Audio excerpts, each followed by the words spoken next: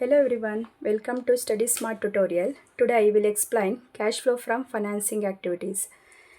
So for example, here opening dates and closing dates are given. Debenture 8 lakh, 10 lakh, preference share capital 3 lakh, 5 lakh, and in adjustment redeemed debenture is rupees 1 lakh is given. Okay, so here we have to find out first debenture account working note. Okay, so debenture 8 lakh ide opening dates ಅಲ್ಲಿ ಇರೋದನ್ನ ನಾವು it is always maintained on credit side by balance brought down 8 lakh and closing date ಅಲ್ಲಿ ಇರೋದು opposite side ಅಲ್ಲಿ record ಮಾಡಬೇಕು debit ಸೈಡಲ್ಲಿ to balance carry down ಅಂತ ಹೇಳಿ. ಅದಕ್ಕೂ ಮುಂಚೆ ಯಾವಾಗಲೂ ಕೂಡ ನಾವು ರಿಡೀಮ್ ಡಿಬೆಂಚರ್ನ ರೆಕಾರ್ಡ್ ಮಾಡಬೇಕಾಗಿರುತ್ತೆ.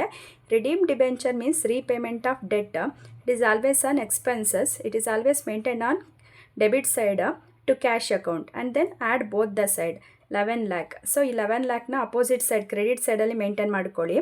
ಕ್ರೆಡಿಟ್ ಸೈಡಲ್ಲಿ ಮೇಂಟೈನ್ ಮಾಡಿ 8 ಲ್ಯಾಕ್ನ ಮೈನಸ್ ಮಾಡಿದಾಗ 3 ಲ್ಯಾಕ್ ಬರುತ್ತೆ. ಇದು ಬ್ಯಾಲೆನ್ಸಿಂಗ್ ಫಿಗರ್ ಕ್ಯಾಶ್ ಅಕೌಂಟ್ ಅಂತ ಟ್ರೀಟ್ ಮಾಡಬೇಕು. ಸೊ ಈಗ ನಮಗೆ ಬೇಕಾಗಿರೋದು financing activities, cash flow from financing activity. First debenture ಇದೆ. ಡಿಬೆಂಚರ್ ಆಲ್ರೆಡಿ ನಾವು ವರ್ಕಿಂಗ್ ನೋಟಲ್ಲಿ ಫೈಂಡ್ ಔಟ್ ಮಾಡ್ಕೊಂಡಿದ್ದೀವಿ. ಸೊ ಡಿಬೆಂಚರ್ 3 ಲ್ಯಾಕ್ ಅಂತ ಹೇಳಿ ಮೇಂಟೈನ್ ಮಾಡಬೇಕು.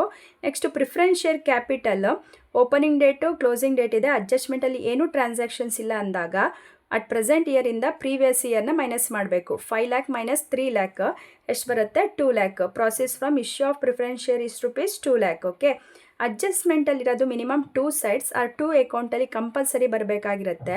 ರಿಡೀಮ್ ಡಿಬೆಂಚರ್ ಅಂದರೆ ಡೆಟ್ ಟು ಪೇ ಆಗೋದು. ಆಲ್ ದ ಪೇಮೆಂಟ್ ಎಲ್ಲನೂ ಕೂಡ ನಾವು ಮೈನಸಲ್ಲಿ ನೆಗೆಟಿವ್ ಅಂತ ಹೇಳಿ ತೋರಿಸ್ಬೇಕು. Redeem debenture minus 1 lac.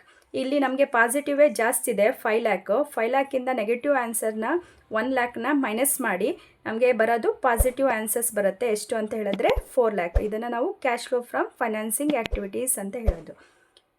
Thank you.